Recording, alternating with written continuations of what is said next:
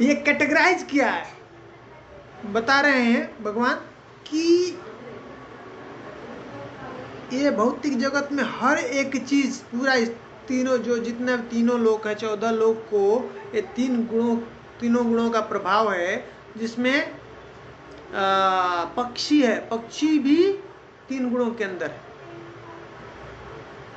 है ना, जो पौधे भी 3 गुणों के अंदर है।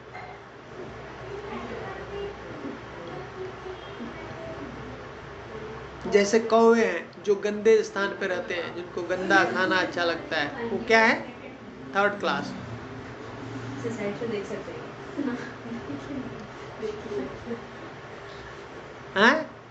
और उसी में जो ऐसे पक्षी हैं जो जिनको सुंदर स्थान, जो जहाँ पे सरोवर है, जहाँ पे झरने हैं, जहाँ पे प्योर जल है, पानी है, हाँ, ऐसे स्थान क्या है, उनको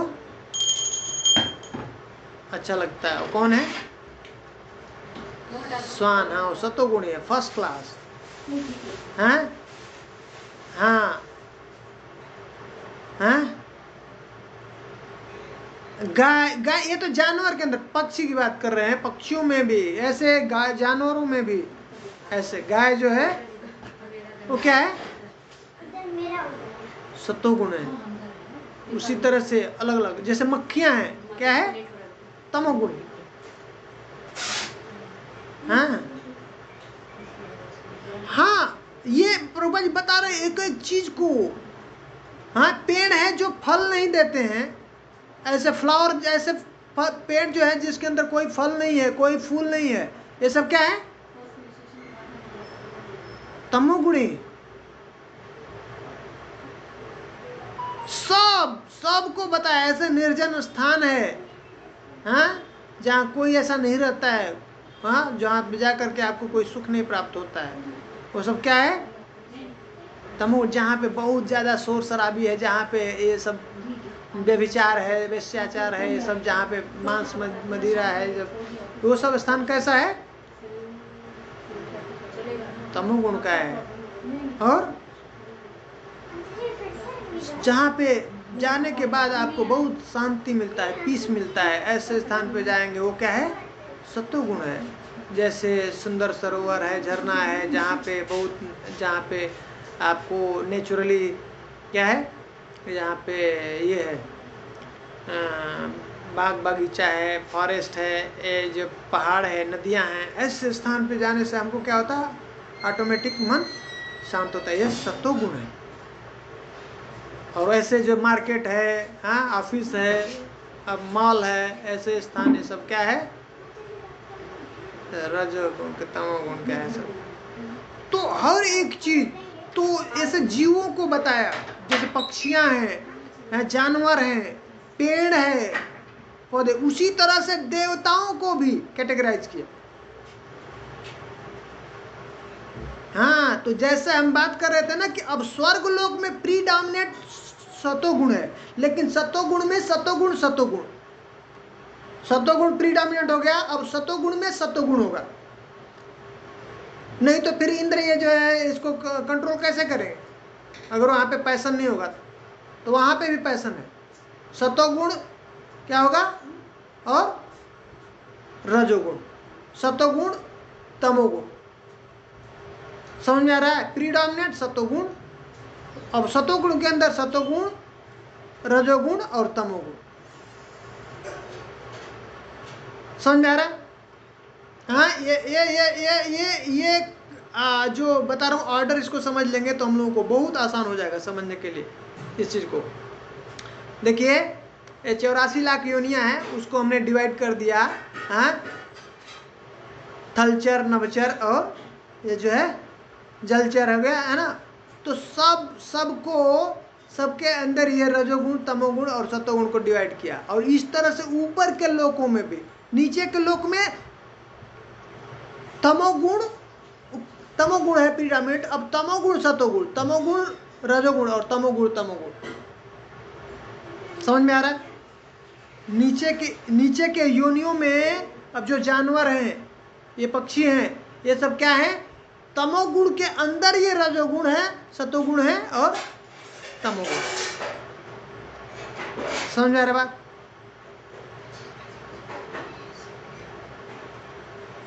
मिक्सचर है, मिक्सचर सबके अंदर मिक्सचर है। लेकिन ये भी समझने वाली, मैं क्या बताना चाहता हूं उसको समझिए, कि जो पृथ्वी लोक पे है उसके अंदर प्रीडोमिनेट पैशन है। पैशन के अंदर अब डिवाइड किया गुडनेस, पैशन और इग्नोरेंस, सतोगुण, रजोगुण और तमोगुण। उसी तरह से ऊपर के लोकों में जाएंगे तो सतोगुण है प्रीडोमिनेंट। अब सतोगुण के अंदर कैटेगराइज किया सतोगुण, रजोगुण और तमोगुण। अब नीचे की योनियों में जो है, नीचे के लोकों में क्या है, तमोगुण है।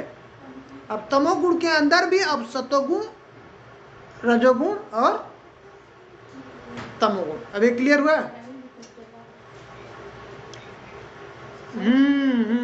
अब उसमें ये है कैटेगराइज, तो कंफ्यूजन नहीं होगा, हैं?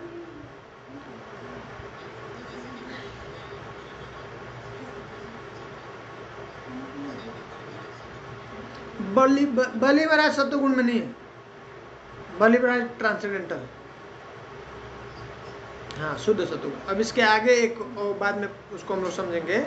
जो जीवन का हमारा मुख्य उद्देश्य है, हमको इसको ट्रांसेंड करना है। अगर हमको पूरी तरह से संतुष्ट होना है, खुश होना है इस जन्म में और आगे के जन्म में, तो हमको इसको पूरा पार करना है। इसलिए हम लोगों को इसको ठीक से समझने का कोशिश करना है, इसको जानने का कोशिश करना है। इसको जान करके हमको समझना, हमको जाना कहाँ पे। ये जब तक इस 3 गुणों के हम अधीन हैं, तब तक कोई व्यक्ति सुखी नहीं रह सकता है। ठीक है? पूरी तरह से हम प्रसन्न रहना चाहते हैं, खुश रहना चाहते हैं, तो हमको इस तीनों गुणों से बाहर निकलना पड़े, पार निकलना पड़े। उसको बोलते हैं क्लासलेस सोसाइटी। तो क्लासलेस, वहां पे कोई क्लास नहीं।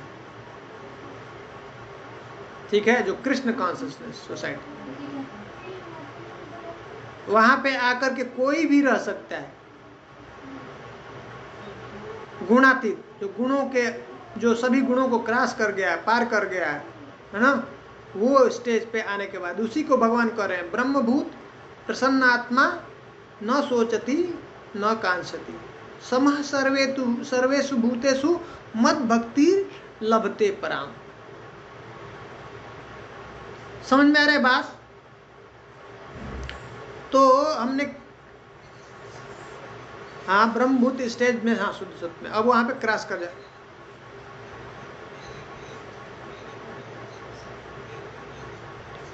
शुद्ध सत्व गुण है ना, शुद्ध सत्व गुण, अब वो पार कर ना। हाँ शुद्ध सत्व तो आ गया। शुद्ध सत्व मतलब बिना शुद्ध सत्व क्या भगवान को नहीं जान सकते ना। अब उसमें वो रियलाइज करता है ना, ब्रह्म को रियलाइज कर लेता है।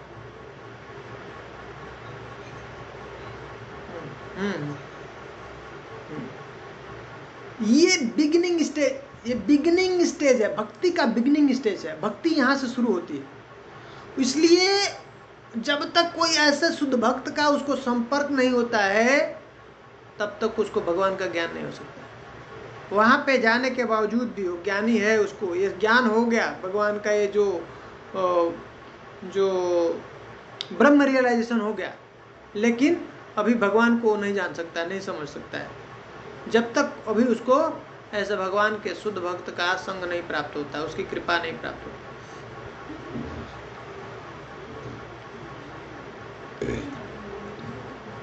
इसलिए बहुत डांट रहे थे, बहुत डांट रहे थे। कौन?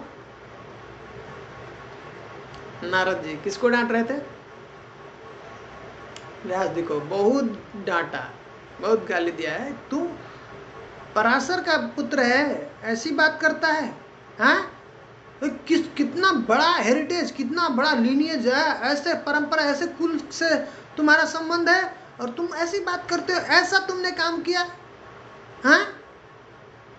सिर्फ क्या बखान किया है? सिर्फ इसका बखान किया। किसका? धर्म, अर्थ, काम और मोक्ष, सिर्फ मोक्ष तक की बात किया। जो कि मोक्ष भी कैसा है, आज तो महाराज बता रहे थे, उसमें कह रहे कितना खतरनाक है। बता रहे थे कि धर्म का मात्र एक उद्देश्य क्या होना चाहिए? भगवान, हाँ, धर्म का उद्देश्य मात्र एक भगवान की प्रसन्नता होनी चाहिए।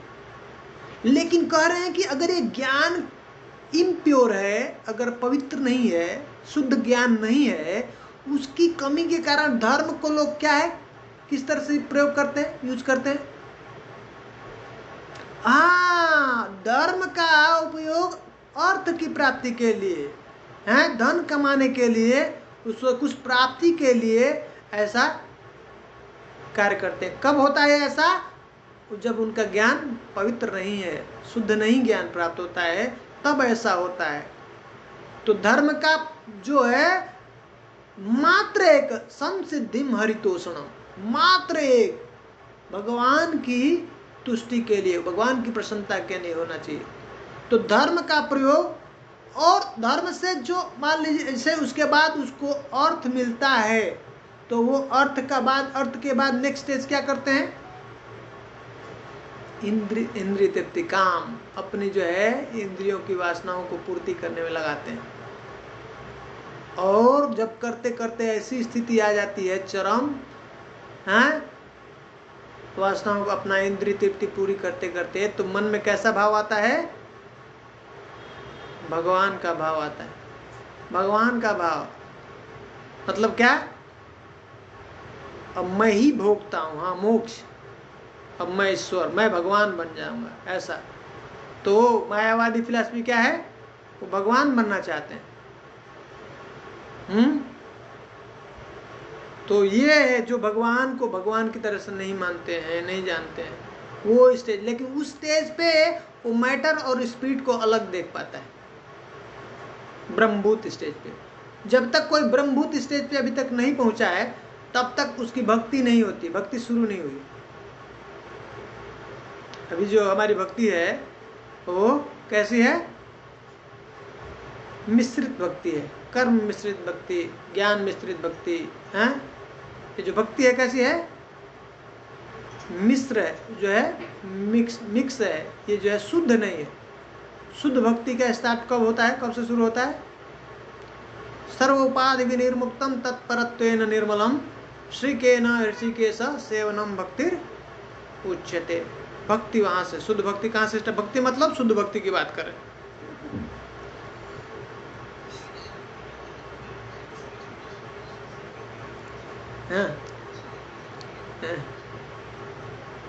हाँ, होता क्या है, बहुत सारे कामनाएं हैं, बहुत सारे ना सटल रहता है, सटल और ग्रास रहता है। लेकिन अगर कंप्लीटली गुरु के इंस्ट्रक्शन में करता है तो बहुत जल्दी ही पवित्र हो जाता है, और वो सही होता है, क्योंकि गुरु के गाइडेंस में चल रहा है। और इस भाव से अगर वो सेवा करता है कि मैं मात्र एक असिस्टेंट हूँ, गुरु का असिस्टेंट हूँ, ये कार्य जो भी कर रहा है, जो भी मैं कर रहा हूँ, गुरु कर रहा है। जैसे जो भी मैं पूजा कर रहा हूँ, हाँ, जो दीप दिखा रहा हूँ, भोग लगा रहा हूँ, हाँ, हम लोग भी जब अल्टर में जाते हैं, तो ये क्या होना चाहिए भाव? कि हमारे पास कोई योग्यता नहीं और भगवान हमारा स्वीकार नहीं किया, क्योंकि हमारे पवित्रता नहीं है ना, हम पवित्र नहीं हुए अभी, तो पूरा बॉडली कॉन्सेप्ट ही है हमारा, ठीक है। तो गुरु के पास में वो योग्यता है, गुरु परम पवित्र हैं, ठीक है, और गुरु जो करेंगे उसको कृष्ण स्वीकार करेंगे। तो मैं कुछ भी नहीं, इसलिए सबसे पहले जो भी हम लोग करते हैं उसके पहले गुरु मंत्र पढ़ते हैं और तब सेवा को करते हैं। तो उससे क्या होता है, फिर अब वो हम नहीं कर रहे, हम सिर्फ असिस्ट कर रहे हैं गुरु को, समझ रहे हैं? उस भाव में तब अब वो जो है ये पवित्र हो जाएगा, वो जो है पूर्ण हो जाएगा, कंप्लीट हो जाएगा वो भाव। इसलिए ये परंपरा सिस्टम है। गुरु भी अपने को कभी ऐसा नहीं समझता है कि मैं जो है अभी डायरेक्ट जो है भगवान को दूंगा, नहीं। अब गुरु वो अपने गुरु को देता है, समझ रहे हैं? कभी भी प्रभुपाद जी का ऐसे एक बार ऐसे कोई जो व्यक्ति था, प्रभुपाद जी की बात नहीं मानता था, हाँ, सुनता था ऐसा। और एक बार कभी प्रभुपाद जी का शिष्य का कोई ऐसा जा करके उसने लेक्चर सुना और जाकर दंडवत हो गया, उससे पूछा आप कौन हो, हाँ, आपका कौन गुरु है? तो जब बताया प्रभुपाद जी को, तो प्रभुपाद जी के पास में आया और गिर गया, मैं बहुत अपराध किया हूँ, आपका ऐसा कभी मैं आपको सम्मान दिया? आपके आपके शिष्य इतना इतना ज़्यादा ज्ञान है, इतना बढ़िया ऐसा बताते हैं, मैंने तो कभी ऐसा सोचा ही नहीं था। तो बोले वो आप उनके गुरु हैं? तो प्रभुपाद जी बोले नहीं नहीं। तो बोले वो तो बता रहा था। बोले हाँ वो मानता है गुरु अलग बात है, मैं गुरु नहीं मानता। इस तरह से कभी भी हमको ये भावना नहीं होनी चाहिए। प्रभुपाद जी के जो गुरु थे भक्ति सिद्धांत सरस्वती ठाकुर, उनको जब भी कोई प्रणाम करता था, दंडवत करता था, तो क्या करते थे, क्या कहते थे? दासोस्मि, मैं दास हूं। और इस तरह से जो प्रणाम है किसके पास ट्रांसफर कर देते थे? भगवान के पास, हाँ सीधे है अपने गुरु के पास। तो ये भावना होती है, कभी भी गुरु नहीं समझता अपने को ऐसा समझ। वो क्या करता है, सीधे वो गुरु का है, वो गुरु के पास जो भी है। गुरु एक बाया ट्रांस मीडियम जो है, ट्रांसपेरेंट क्या है, मीडिया है। ये परंपरा क्या है, गुरु क्या है? जैसे कोई वस्तु बहुत दूर है और उसको हमको देखना है, तो क्या करते हैं? देखा है कोई जो टेलीस्कोप होता है, दूरबीन देखते हैं, उसके बीच में ना बहुत सारे लेंस होता है। जितना ज़्यादा लेंस लगाएंगे ना, उतना वो जो है कवर करता है, उतना दूरी वो ज़्यादा दिखा सकता है। आपको क्लोज करके ले आके दिखा देगा, उसको बहुत पास कर देगा। समझ में आ रहा है? उसी तरह से अगर ये हमारा मन स्थिति ऐसी हो जाए, हम क्या है, महाप्रभु क्या कहते हैं, दास दास दासानुदास। जितना ये लेवल बढ़ेगा उतना कृष्ण हमारे करीब आएंगे, उसको हम लोग अच्छे से देख पाएंगे, जान पाएंगे, समझ पाएंगे। समझ में आ रहा है? इसलिए ये परंपरा है, जितना परंपरा में जितने गुरु हैं ये लेंस का काम करते हैं और कृष्ण को हमारे पास और करीब हमारे पास ले आकर कर देते हैं, हम उनको देख सकते हैं। अदरवाइज क्या करें? अतः श्री कृष्ण नाम आदि न भवेद ग्राह्यम इंद्रिय सेवन मुखे ही जिह्वादौ स्वयमेव स्फुरति यद। अतः श्री कृष्ण नाम आदि न भवेद ग्राह्यम इंद्रिय, ये अपने हम इंद्रियों से उसको ग्राह्य नहीं कर सकते हैं। भगवान कृष्ण का जो नाम है, रूप है, गुण है, लीला है, हैं? अतः श्री कृष्ण नाम आदि, भगवान का नाम से शुरुआत करते हैं। उनका नाम के बाद क्या होता है? नाम से भगवान का रूप प्रकाशित होता है। नाम के द्वारा ऑटोमेटिक रूप होगा उनका, फिर उनका गुण प्रकाशित होगा, फिर उनका लीला, फिर धाम, ये सब ऑटोमेटिक नाम के द्वारा प्रकाशित होता है। लेकिन क्या करें, इस स्थिति में अभी हम इस अपने जो भौतिक इंद्रिय हैं, ये चर्म चक्षु है, इसके द्वारा हम नहीं जान सकते, नहीं देख सकते, नहीं समझ सकते। अतः श्री कृष्ण नाम आदि न भवेद ग्राह्यम इंद्रिय, इस इंद्रियों के द्वारा हम ग्राह्य नहीं कर सकते।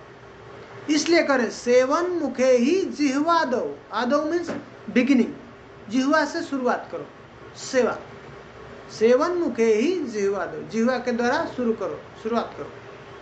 स्वयमेव स्फुरति यद, फिर भगवान क्या करते हैं, स्वयं अपने आप हमको प्रकाशित करेंगे, दिखाएंगे, बताएंगे, तब हम नाम को समझ पाएंगे, हैं? भगवान के रूप को देख सकते हैं, उनको गुण को, हैं? उनकी लीला को, उनके धाम को, वो प्रकट होगा, हमको समझ पाएंगे उनको।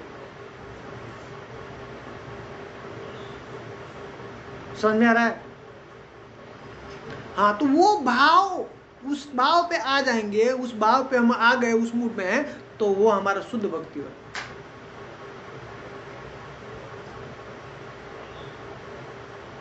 वो परफेक्ट है। मैं कभी भी, हमारे अंदर ये भावना नहीं आना चाहिए मैं गुरु हूं, मैं दास हूं, नित्य दास हूं कृष्ण का, हम मात्र सेवा कर रहा हूं, गुरु मात्र एक कृष्ण है ना। इस तरह से एक परंपरा, एक गुरु से दूसरे गुरु, दूसरे गुरु से तीसरे गुरु, अंत में कहां पे जाता है? कृष्णम वंदे जगत गुरु। हाँ, अल्टीमेट गुरु कौन है? कृष्ण ही है। जीव जब सिंसियर डिजायर करता है, हृदय में अपनी इच्छा करता है, सिंसियरिटी बहुत ज़्यादा उसके अंदर हृदय में जो है उत्कंठा होती है, तो भगवान चैत्य गुरु के रूप में है, हृदय में परमात्मा के रूप में, वही स्वयं बाहर प्रकाशित हो जाते हैं एक्चुअल गुरु के रूप में, फिजिकल रूप में, अलग नहीं है। इसलिए गुरु को अलग नहीं समझना चाहिए, हैं? साधारण भगवान से अलग नहीं समझना होता। गुरु कौन है? स्वयं भगवान ही उस रूप में आते हैं हमको दिखाने के लिए, जीव को सिखाने के लिए।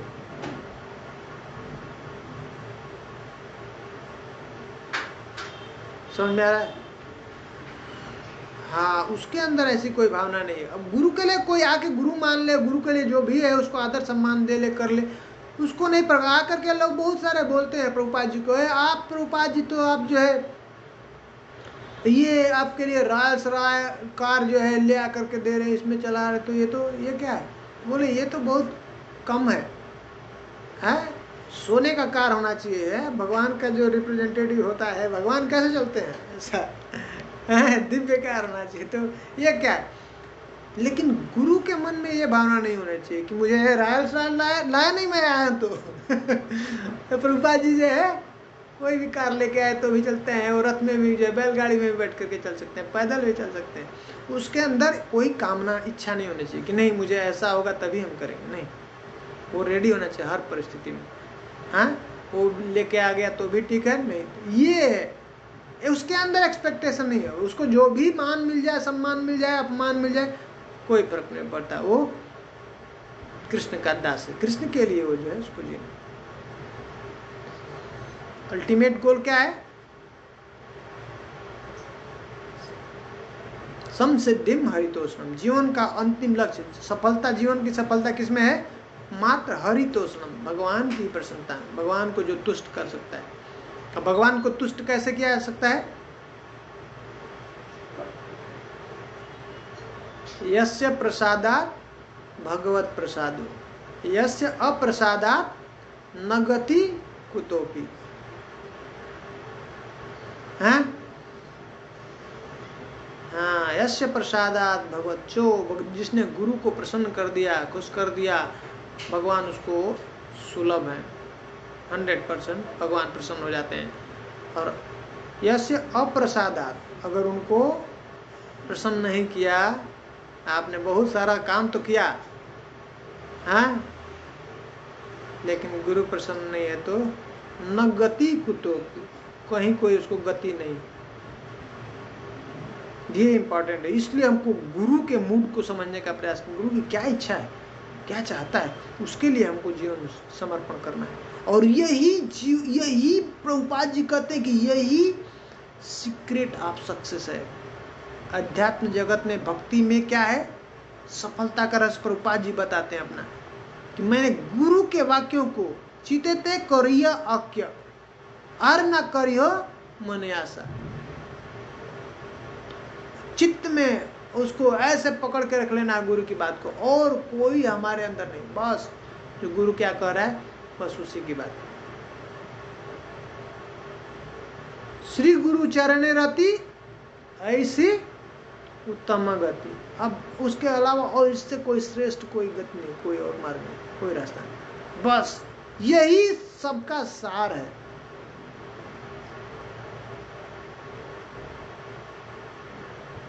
समझ में? तो इसलिए डांट रहे थे नारद जी, डांट रहे थे व्यासदेव को, तुम इतने जो है, जो पराशर मुनि के जो है पुत्र हो, पराशर के नाम पे क्या चलता है उनका, ऐसे उन्होंने ऐसा ग्रंथ लिखा है जिसको देखकर भूत भविष्य वर्तमान बताते हैं, और तुम जो है ऐसा रचना कर दिए, इनको ऐसे भोगों में लगा दिए। ऑलरेडी जीव तो ऐसे फंसा हुआ है इस संसार में, भोग वृत्ति में है, उसकी नेचुरली उसका ऐसा इच्छा है, और तुमने और उसको लीगल करके ऐसे धर्म के रूप में ऐसे दे दिया है।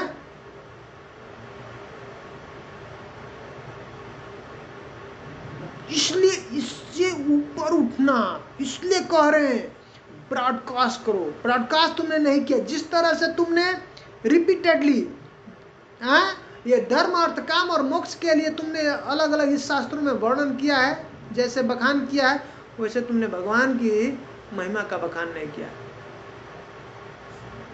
जाने अनजाने में तुमने जो सही समय का सही तरह से उपयोग नहीं किया, कह रहे हैं भगवान। नारद जी कह रहे हैं व्यासदेव को, सोचिए प्रॉपरली तुमने सही से, रिपीटेडली, डायरेक्टली, सफिशिएंटली भगवान की महिमा का गान नहीं किया, ग्लोरीफाई नहीं किया, और इसी कारण तुम असंतुष्ट हो। ये समझने वाली बात है। तो जब तक अगर हम भगवान के गुणगान को अच्छे से नहीं गाएंगे, ग्लोरीफाई, उनको ब्रॉडकास्ट नहीं करेंगे, यही है हमारी भी संतुष्टि का यही एकमात्र साधन है, और दूसरों विजयों का। भगवान की यही मात्र एक इच्छा है, भगवान इसी से प्रसन्न होंगे, क्या कि हम इसको समझें, भगवान की महिमा को जानें, और इसको ज्यादा से ज्यादा ब्रॉडकास्ट करें, लोगों तक पहुंचाएं, तब जाकर के हम पूरी तरह से हमको संतुष्टि मिलेगी। इसलिए सब कुछ लिख दिया था। बोले तुमने इतने सारे ग्रंथों की रचना किया, महाभारत जैसे ऐसे बड़ा काव्य का रचना किया, हैं? वेदांत सूत्र लिख दिया, जहां पे क्या है, पूरा पूरा एक्सपोज है, पूरा जो है, ज्यादा जो जनरली वहां पे आके कौन फंसता है, सब मायावादी होते हैं। इम्पर्सनल पाम, जहां पे भगवान का रूप नहीं है, वहां पे बहुत चांसेस है उसमें जाने के। इसलिए उनको बोल, वेद जहां पे सब अंत होते हैं उसको वेदांत सूत्र कहते हैं। वेदों का अंत है ना वेदांत, हाँ, सूत्र है ना वो। वेद 4 वेद हैं अलग अलग, अब उसका कंक्लूजन जो सार है उसके अंदर, वेदांत के अंदर वेद का अंत, इसलिए वेदांतिस्ट बोलते हैं। वो जो जानता है, जो सार को जानता है, और वो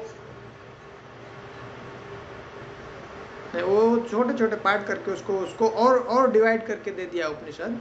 लेकिन वेदांत सूत्र एक सूत्र के फॉर्म में है, सब वेदों का जो कंक्लूजन है, बहुत ही पावरफुल, बहुत स्कॉलरली वे में, वो सब समझ नहीं सकते, पढ़ नहीं सकते हैं उसको, वेदांत सूत्र को। बहुत जो स्कॉलर हैं, जो बहुत हाई फाई जो है, उसमें संस्कृत यूज होता है, जैसे लैंग्वेज होता है ना इंग्लिश में, और उसमें जो फ्रेज और अलग अलग जो है यूज करते हैं, है ना हिंदी में, उसी तरह संस्कृत में जो सबसे हाई फाई जो लैंग्वेज होता है वो यूज किया है, मतलब सब लोग नहीं उसको पढ़ के समझ सकते।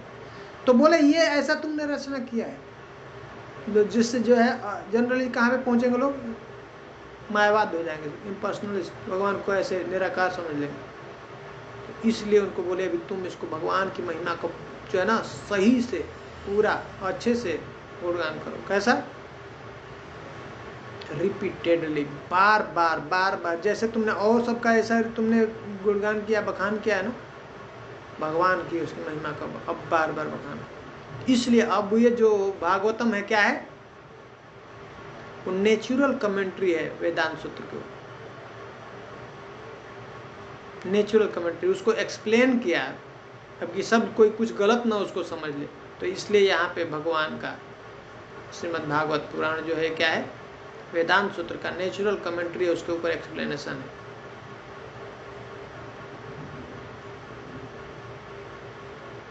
ठीक है, हाँ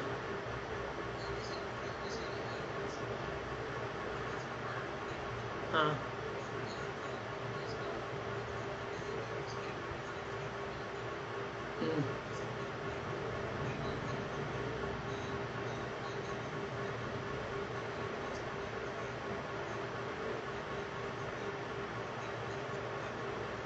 निकाल नहीं, वो आपको समझना, ये धर्म अर्थ काम और मोक्ष की बात कर रहे हैं।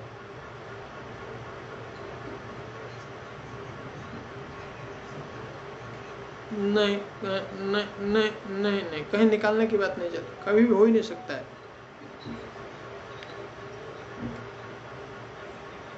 नहीं नहीं नहीं नहीं नहीं, बिल्कुल नहीं होगा।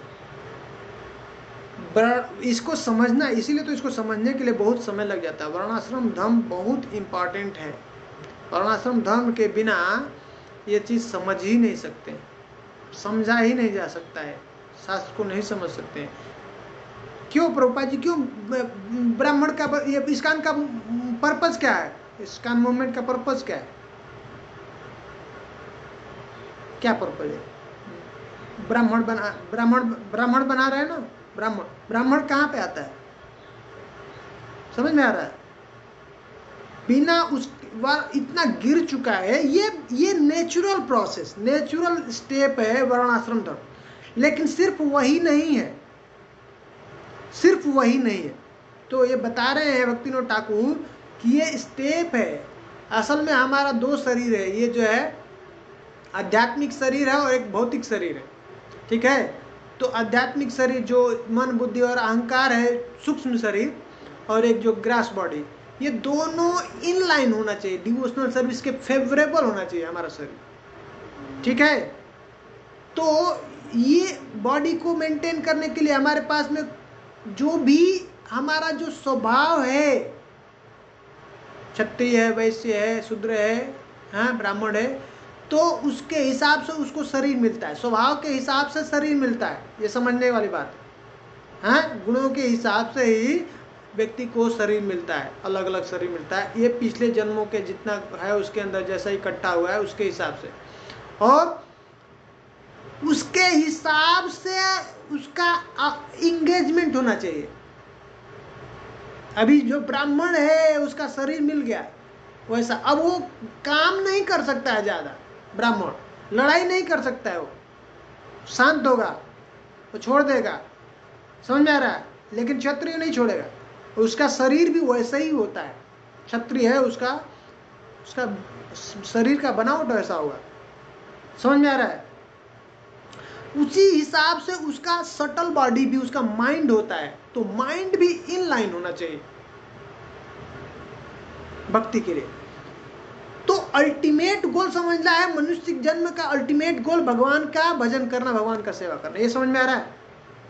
लेकिन ये वर्णाश्रम धर्म स्टेप बाय स्टेप वहां पे पहुंचने का ये प्रोसेस है, ग्रेजुअल, समझ रहे हैं। तो जो भक्तिविनोद ठाकुर कहते हैं कि जो व्यक्ति जहां पे है, जो उसका स्वभाव है, जैसा जो इसका जो गुण है, उसके हिसाब से उसको वृत्ति होनी चाहिए, वो उसका ऑक्यूपेशन होना चाहिए, वैसा उसको ढूंढना चाहिए। अगर नहीं है तो वो सीखे, पढ़े, ज्ञान ले, और वैसा फिर से वो इन्वॉल्व करे, अपने गुण के हिसाब से वो पेशा को चुने। इस तरह से मन इनलाइन हो गया, शरीर इनलाइन हो गया, तो ऑटोमेटिक वो जो क्या होता है, गुणों से पार हो जाएगा ऑटोमेटिक। वहां पे आने के बाद ये करते करते वहां पार होना है। जो हमारा स्वभाव है, जो हमारा गुण है, उसमें रहते, उसमें कार्य करते करते भजन करना है, भक्ति करना है। करते करते हम क्या होंगे, हम एक दिन ट्रांसेंड कर जाएंगे इसको नेचुरली। और जब ट्रांसेंड कर जाएंगे तो तब हम इससे मुक्त हो गए, अपने ये जो ड्यूटी है हम उससे मुक्त हो गए, तब हम स्टॉप कर सकते हैं। तब अब वो होता है अहेतु की अप्रतिहता यह आत्मा सुप्रसिद्धति सवै पुंसाम परो धर्मो यथो भक्तिर अधोक्षजे। अहेतु की अप्रतिहता यह आत्मा सुप्रसिद्धति। अब उस स्टेज में फिर अनस्टॉपेबल, अहेतु की, बिना, विदाउट एनी मोटिव, अब वो कांस्टेंट अनइंटरप्टेड भगवान का भजन कर सकता है, शुद्ध भक्ति। उस स्टेज पे आने के बाद जब ये तीन गुणों को ट्रांसेंड कर जाता है, लांग जाता है, तब अब जो वो भजन करता है वो क्रॉस कर लिया। अब उसके लिए अब इस प्रकार का ये ड्यूटी और ये सब जो है अब से मुक्त हो चुका, अब उसको जरूरत नहीं है, अब वो 24 आवर भजन कर सकता है। ये प्रोसेस है। तो ये कृष्ण कॉन्शसनेस जो प्रभुपाद जी ने सिस्टम दिया है, बहुत ही पावरफुल प्रोसेस है, जो हम व्यक्ति एक जन्म में भी ये पार करके भगवत धाम जा सकता है, अपने जो है ट्रांसेंड कर सकता है इस तीनों को। ठीक है, हाँ माता जी।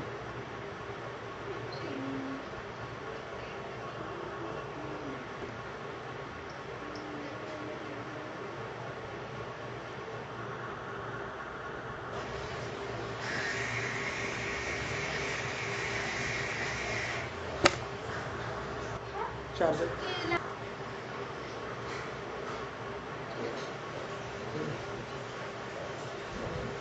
बहुत अच्छा प्रश्न है एक्चुअली। इसके लिए वही है, बहुत तीव्रता होनी चाहिए हमारे हृदय में, बहुत ज़्यादा तीव्रता, बहुत सिंसियरिटी, बहुत जितना तीव्रता हृदय में होगी कि अब कृष्णा मुझे नहीं चाहिए जीवन, और मुझे मुझे आप अब मुझे कुछ नहीं चाहिए, बस आपके अलावा। ऐसा तीव्रता जब पाने की होती है तो हृदय में वो सेंस करते हैं ना, जैसे फ्लावर है उसको स्मेल होता है ना जो उसके पास में रहता है, उसी तरह से भगवान हृदय में परमात्मा के रूप में है। तो हमारे अंदर क्या चल रहा है, हमारी इच्छाओं को स्मेल कर लेते हैं, देख लेते हैं, जान लेते हैं कितनी तीव्र है इच्छा इसके अंदर। और जब वो आ जाएगा उसके अंदर सिंसियरिटी, तो तब अब उसको गुरु को भेज देते हैं। गुरु अपने ही गुरु के रूप में आ जाता, अलग नहीं, दूर नहीं है, कुछ भी दूर नहीं है कृष्ण से, समय का बस वो है। तो वो तीव्रता बढ़ाना है हमारे अंदर सिंसियरिटी। ठीक है माता जी, बहुत इंपॉर्टेंट है जीवन में, बहुत ज्यादा इंपॉर्टेंट है गुरु। कुछ भी नहीं हो, कुछ भी नहीं है हमारा, हमारे जीवन में अगर एक लाइन में अगर देखा जाए, बताया जाए तो कुछ जीवन में और उसको उस गुरु के अलावा और उसको कुछ भी नहीं देना चाहिए, बस वो गुरु का हो जाए, बस जीवन फिर उसका समय गुरु के लिए जीना, गुरु के लिए चिंता करना, गुरु के लिए जो हर समय। तो प्रार्थना कीजिए, सिंसियरली प्रार्थना कीजिए भगवान से कि भाई मुझे कैसे मैं आपके पास में आऊँ, मुझे अब नहीं और कुछ चाहिए आपके अलावा। सिंसियरिटी प्रे कीजिए, अच्छे से अच्छा से जब कीजिए, थोड़ा दिखाइए करके। हाँ वो देखेंगे सच में सिंसियरिटी है तो फिर देर नहीं है, माता देर नहीं है। वो जैसे देखेंगे हम और आप कुछ भी नहीं, वो सब कुछ सब व्यवस्था बना देते हैं 1 मिनट में। हम तो देख रहे हैं, अनुभव से देख के बता रहे। ठीक है, प्रे कीजिए, सब व्यवस्था हो जाएगा। अच्छा जब कीजिए। हाँ हाँ बोलो।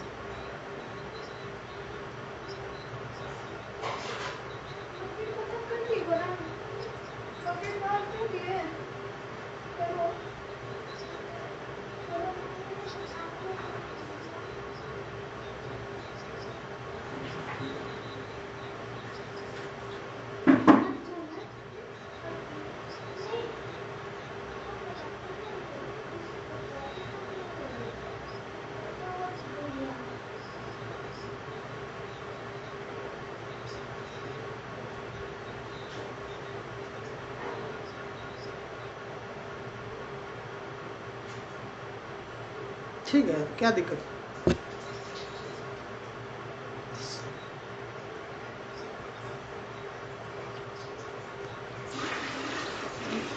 फिर नहीं समझा नहीं, डाउट क्या है?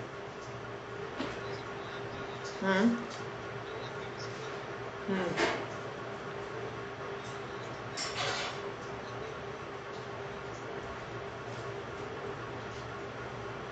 अचिंत भेदाभेद तो है ही, हमारा फिलॉसफी तो अचिंत भेदाभेद ही है।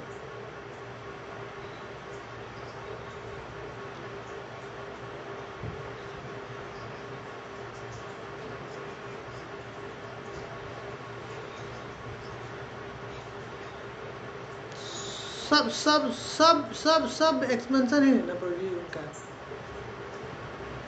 सब एक्सपेंशन ही है ना, सब उनका एक्सपेंशन ही है ना। एक तरह से हम लोग बताते हैं ना कि वो कैसे है, वो एनर्जी ही है ना उनका। जैसे कैसे कैसा वो कहते हैं कि सेव्य है भगवान, सेव्य और सेवक। हाँ,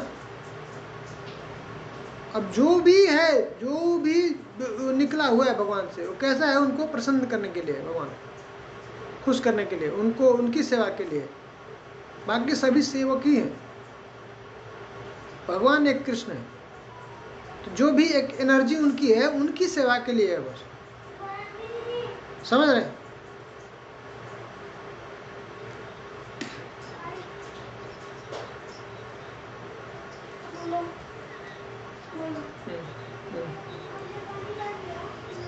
नहीं, सब जगह अचिंत्य भेद अभेद है, अचिंत्य है, क्योंकि सेम भी है डिफरेंस भी है ना। कोई भी हो, कोई भी भगवान कह रहे हैं मत्ता परतरम नान्यत् किंचिद अस्ति धनंजय, मेरे समान और मेरे से बढ़कर के कोई नहीं है, कोई, नारायण, विष्णु, बलराम, कोई भी हो, समझ रहे हैं, सब सेवक है। चैतन्य चैतामृत में कर रहे हैं ना, चैतन्य क्या है,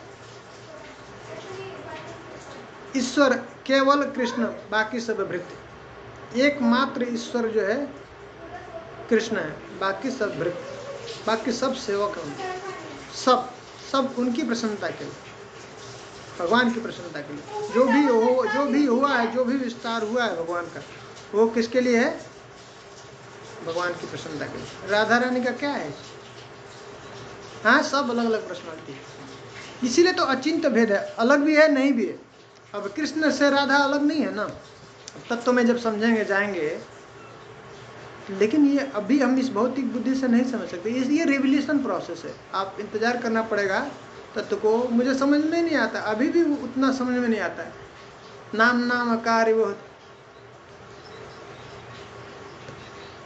ये तो यहाँ से ये हाँ, ये तो भौतिक जगत का उदाहरण हम देख रहे हैं, इसलिए हमको समझ में आ रहा है। वो एक शास्त्र में आता है ना, चंद्र शाखा न्याय। हम लोगों की बुद्धि कैसी है कि जो चीज हमको दिखता है, जो हमको अनुभव है, उससे अगर हम बताते हैं किसी को या हमको कोई बताता है तो हमको समझ में आता है। तो जिस तरह चंद्र शाखा न्याय क्या कहता है कि जैसे चंद्रमा को किसी को दिखाना, तो चंद्रमा दूर है, तो अगर पेड़ है, पेड़ की जो शाखा है उससे अगर उसकी ओर हम इंगित करते हैं कि इधर जो है चंद्रमा है, शाखा को पहले दिखाते हैं और शाखा से फिर बताते हैं आगे क्या है, उधर चंद्रमा है। तो ये जो भी कंपैरिजन, जो भी हमको उदाहरण दिया जाता है, हमको सिर्फ एक समझाने के लिए, वो एग्जैक्टली सेम नहीं है, समझ रहे हैं? ये सिर्फ हमको समझने के लिए होता है, सिर्फ जिससे कि हम एक थोड़ा आइडिया लगा सके। ये रिविलेशन प्रोसेस है, वेट करना पड़ेगा, उस समय का वेट करना पड़ेगा, उस समय आएगा, वो रिविलेशन होगा। नाम कार्य बहुधा निज सर्वशक्ति करे भगवान, और क्या करे, अभिन्नत्व नाम नामिन। कैसे समझ सकते हैं कि नाम और भगवान सेम है, समझ में आता है?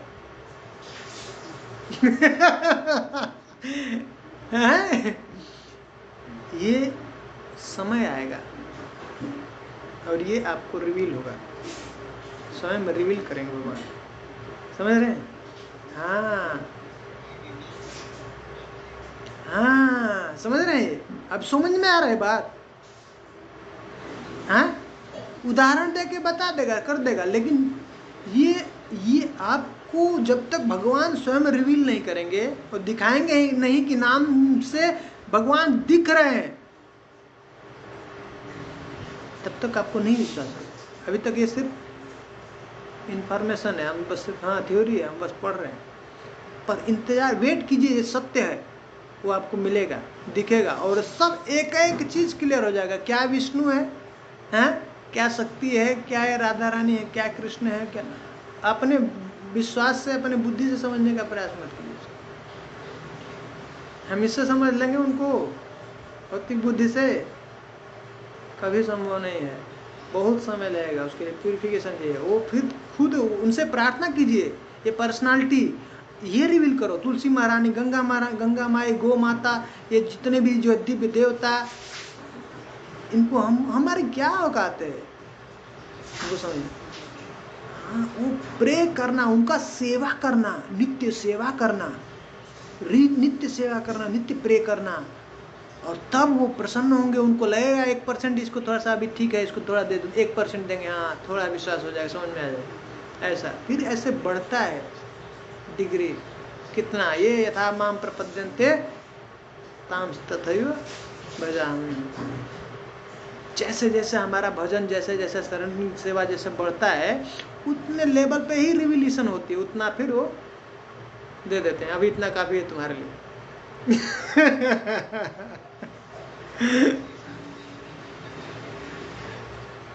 बस बस बस बस बस बस ऐसा है ये सब हर एक स्टेप पे।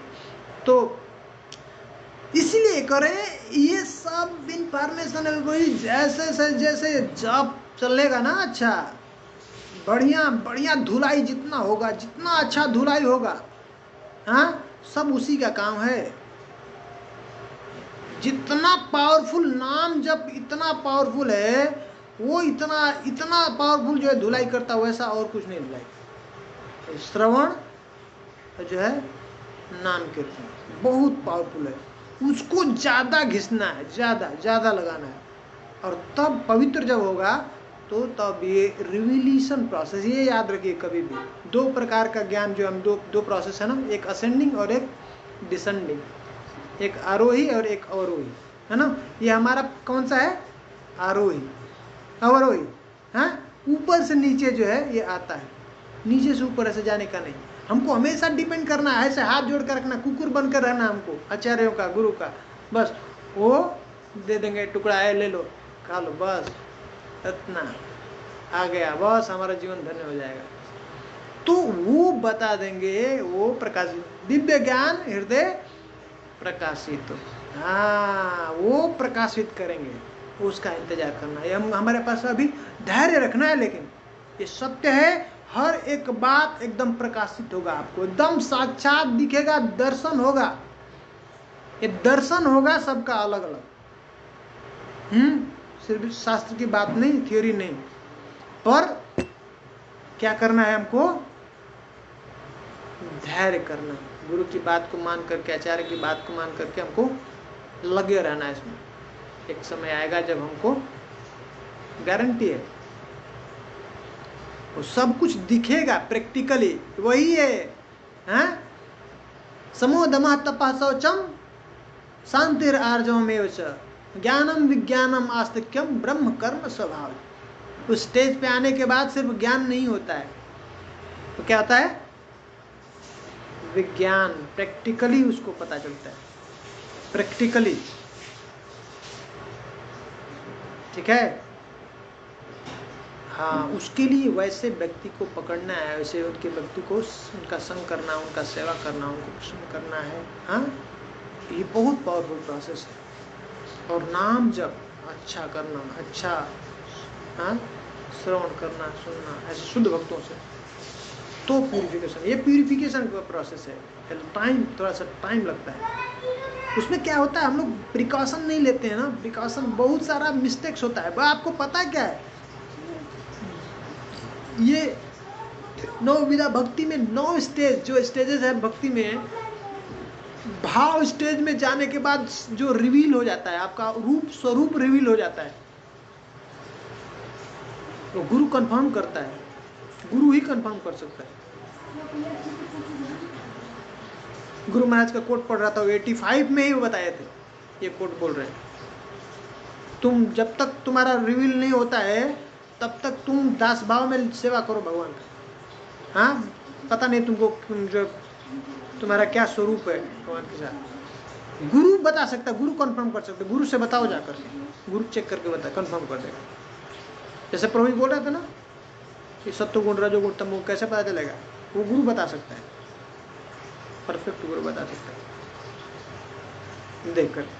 जैसे डॉक्टर है ना, उसके पास जाएंगे, सिम्टम दे करके बता देगा आपके पास क्या रोग है, सिर्फ नाड़ी चेक करता है, आपको तुरंत पूरा डायग्नोस कर देगा। वैसे ही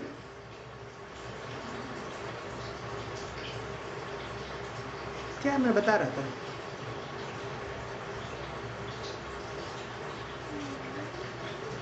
क्या चीज समझा रहा, हाँ तो गुरु महाराज जो बोले 85 में, सोच रहे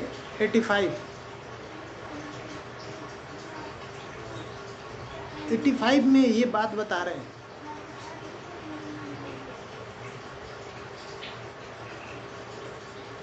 रिवील गुरु देख करके बता सकता है उस किसी का क्या उसका स्वरूप है, क्या पोजीशन है उसका भगवत धाम में।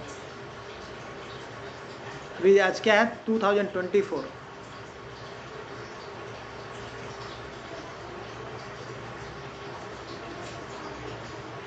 समझ रहे हैं? तो ये रिवील होगा ये सब रिवीलेशन प्रोसेस प्रकाशित होता है। ये सब तत्व को हम ऐसे तुरंत एकदम से नहीं समझ सकते, इसका ग्रेड है, लेवल बाय लेवल। बहुत ज़्यादा दिक्कत है ये समझना। अभी तो देवताओं का पोजीशन समझना क्या है, देवता जब तक रिवील नहीं करे हमको समझ नहीं आएगा। इसलिए तो बहुत सारा हाँ अभी मैं एक्चुअली बता रहा था कि भाव के स्टेज पे जाने के बाद भी अपराध रहता है, समझ रहे हैं? सोचिए उस समय हमारा स्वरूप रिवील हो चुका है। जब तक प्रेमा स्थिति में नहीं, प्रेमा स्टेज में नहीं पहुंचता है, तब तक पूरा तरह से उसका जो ट्रेस जो रहता था भाव में अभी अपराध का मुक्त, पूरा जाके प्रेम स्तर में जाने के बाद पूरा सब जो ट्रेस था वो सब खत्म हो जाता है अपराध। समझ रहे हैं? ये जितना पावरफुल प्रोसेस है उतना खतरनाक भी है। इसलिए प्रभुपाद जी कहते हैं कि रेज जो है ना ब्लेड की तरह से, रेजर जैसे थोड़ा सा ध्यान हुआ और ब्लड, समझ रहे हैं? इसलिए करें एक्सपर्ट जो है गुरु के गाइडेंस में भजन करेगा तब आगे बढ़ेगा, नहीं तो अपना हाथ पैर तोड़ करके बढ़ जाएगा।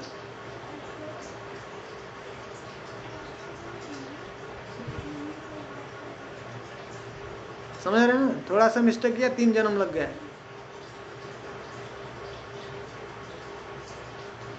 तो ये अचिंत्य भेद अभेद हर जगह पे है, भेद भी है नहीं भी है, वो स्वयं भगवान ही है।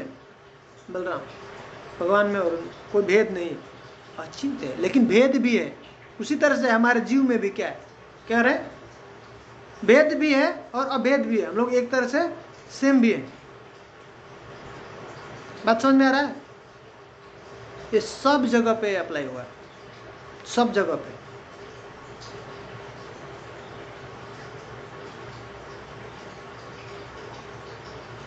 समझ रहे पढ़िए। हाँ बाकी वो आपको कुछ अगर पर्टिकुलर कुछ मिलेगा तो वो मुझे भेजिएगा, देखूंगा क्या है। और घबराइए नहीं, वेट करते रहिए अपना इस समय के लिए और प्रे कीजिए उनसे, भगवान से, गुरु से, वो जो भी जहाँ पे भी है, जिसको भी जो हम कठिनाई हो रही है उनसे प्रे कीजिए। वो रिवील करते हैं, ये सब पर्सनालिटी है, 1 to 1 हमारा उनके साथ ये संबंध है। वो सुनते हैं हमको, वो जानते हैं, ये याद रखिए। तो वो रिवील करेंगे तो वो क्लियर होता है, एकदम बिल्कुल क्लियर, वो सही हो जाएगा। तो तब तक के लिए हमको इंतज़ार करना पड़ेगा, हमको देखना पड़ेगा, उसके लिए वेट करना पड़ेगा। हमारे पास में योग्यता है। जैसे अभी PhD का कोई क्वेश्चन है, अभी जो फर्स्ट क्लास में पहुंचा है बोले कि थोड़ा सा ये थोड़ा सा, तो उसको वेट करना पड़ेगा, उसको इंतज़ार करना पड़ेगा, उसको उसका अंडरस्टैंडिंग के लिए, समझने के लिए। समझ रहे हैं ना? तो उसके लिए घबराइए नहीं, आप पढ़ते रहिए, सुनते रहिए। पर ये बात याद रखिए कि ये जो भी हम लोग पढ़ रहे हैं उसका एक्चुअल जो रिवीलेशन जब होगा तभी ये सब चीज़ें समझ में आएगी सब। हाँ हाँ, ये हृदय में आपके प्रकाश होगा इसका, ठीक है ना?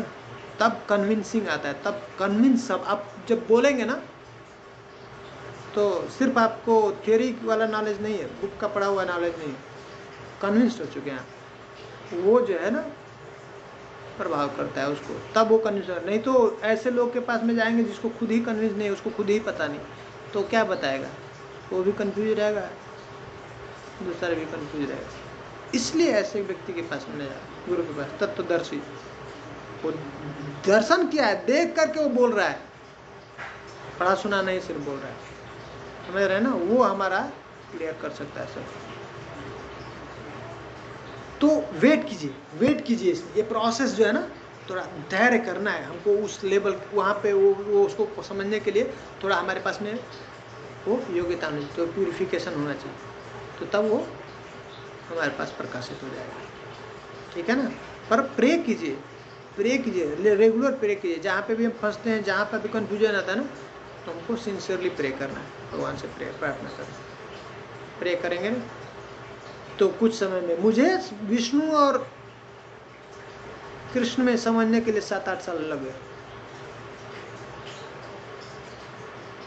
अभी भी नहीं समझे हैं। पर एक जो जहाँ से जन्म हुआ था, जैसे हम बढ़े थे, बहुत संघर्ष करना पड़ा, बहुत रिसर्च करना पड़ा, बहुत कोशिश किया। वो उनकी कृपा से थोड़ा जो कुछ भी भगवान की कृपा से वो रिवील हुआ, वो रिवील किए तो थोड़ा क्लियर हुआ, पता चला। हाँ सर, तो हम कह सकते हैं, समझ रहे। तो ये स्टेप बाय स्टेप होगा, उसके लिए पसंद। बाकी महाप्रभु ने जो दिया है ये सिस्टम सब जगह पे, यहाँ तक कि भौतिक चीज़ों में भी जो हम लोग देख रहे हैं, बता रहे हैं भगवान ऐसा, तो सब अचिंत्य भेद अभेद है। ठीक है ना। हाँ, क्योंकि हम लोग भौतिक चीज़ों से, भौतिक मन से जो आध्यात्मिक चीज़ है उसको ग्रास्प करने का, समझने का प्रयास कर रहे हैं। जब तक ये स्पिरिचुअलाइज नहीं होगा तो तब तक उसको हम ग्रहण नहीं कर सकते, स्पिरिट को पूरी तरह से ग्रहण नहीं कर सकते। मैटर से हम लोग स्पिरिट को समझने का प्रयास कर रहे हैं, समझ रहे। हाँ, भौतिक बुद्धि है ना, भौतिक बुद्धि से हम लोग समझ। तो ये जब प्यूरिफाई होगी ना, स्पिरिचुअलाइज होगी, तब वो जब अब स्पिरिचुअल जो नॉलेज जो आएगा ना, तो आप उसको वो रिवील होगा, आप उसको ग्रैस्प कर पाएंगे, समझ पाएंगे।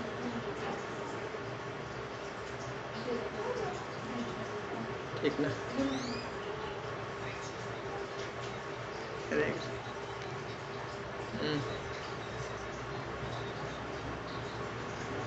हाँ, हाँ।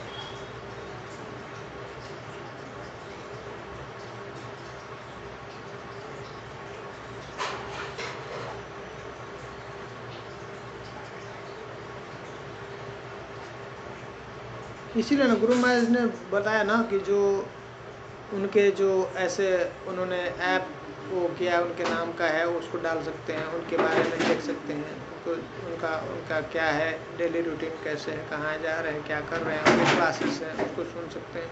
और उनसे जो कनेक्टेड हैं, जो क्लोज हैं इस टेम्पल में, ऐसे जो सीनियर डिसाइपल हैं, उनसे मिल सकते हैं, डिस्कस कर सकते हैं। और क्या गुरु महाराज की क्या इच्छा है, उन्होंने जो बताया पहले उसको सीरियसली, सिंसियरली उसको फॉलो करना स्ट्रिक्टली, और उसके बाद उनके बताए हुए जो उनका जो इच्छा है उसको पूरा करने के लिए हमको प्रयास करना, कोशिश करना, उसके ऊपर चिंतन करना दिन रात, उसी को गोल बनाना। बाकी और सब जीवन में अपने होगा, हो जाएगा, गारंटेड। हमारा जीवन का एक ही मात्र लक्ष्य होना चाहिए कि अब एक पकड़ लें, हमारी शक्ति के द्वारा, हमारी सामर्थ्य के द्वारा हम क्या कर सकते हैं। अगर जप हम ठीक से नहीं कर पा रहे हैं तो एटलीस्ट हम जप ही करें, उसको ठीक करें, सुधारें। 4 नियम के पालन में कुछ गड़बड़ी हो रही तो प्रार्थना करें और कोशिश करें कि उसको ठीक करें। गुरु महाराज के सामने हमने वचन लिया, तो ये सब छोटी छोटी चीज़ है, इससे ऊपर उठे। फिर अब बुक नहीं पढ़ते हैं, थोड़ा ही 5 मिनट के लिए नियम बनाए, अब बुक पढ़ें, सुने प्रभुपाद जी की कथा को। थोड़ा गुरु महाराज कहते हैं कि प्रचार करो, बताओ, अपने ही घर में किसी को बताए। तो क्या गुरु महाराज का जो इच्छा है, गुरु महाराज कहते हैं कि गुरु बनना है। अब गुरु बनने के लिए क्या है, भक्ति वैभव, भक्ति वेदांत, भक्ति सार्वभौम, ये सब जो है शास्त्र को पढ़ना है, भक्ति शास्त्री करना है, तो उसके लिए शास्त्र पढ़ना है। वो नहीं है तो जो भी सामर्थ्य है, जो हम कर सकते हैं, जो हमारे पास में हमारा अंदर गुण, जो हमारे जो स्वभाव है, जो कर सकते, वैसे ही हमको उसी से करना है, फिक्स करना है। मंदिर में एक दिन आकर के सेवा कीजिए, फिक्स। गुरु महाराज का सेवा है, प्रचार में हम लोग मदद कर रहे हैं, जो आके प्रसाद बनाते हैं वो ये प्रचार में मदद कर रहे हैं। अगर कोई प्रसाद बनाने वाला नहीं है तो इतने लोग आ रहे हैं, कैसे सुनते कथा, प्रसाद उनको कैसे मिलता है, मुश्किल होता है ना। कोई क्लीनिंग नहीं करता तो ये एक एक जो भी स्टेप है, हम जो कर सकते हैं उसमें मदद करना है। गुरु महाराज खुश हो गए, समझ रहे। इसीलिए ये प्लेटफॉर्म है, इसीलिए हम लोग यहाँ पे बने हुए कि इसको हम लोग को समझना है और कैसे जो है एक दूसरे को मदद कर सकते हैं, इसमें सीखना है।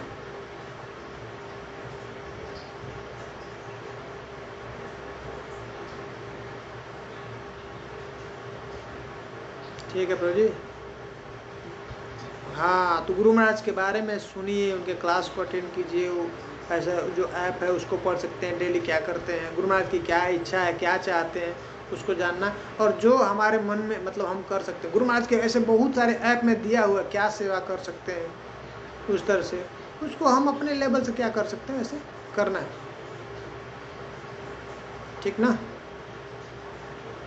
हाँ, एक स्टेप उठाइए, बहुत सारा हम लोग कोई भी नहीं कर सकते उसमें से। एक स्टेप हम क्या कर सकते हैं उसको लेके चलिए, फिर उससे उत्साह आएगा, हिम्मत आएगा, फिर आगे बढ़ेंगे उससे।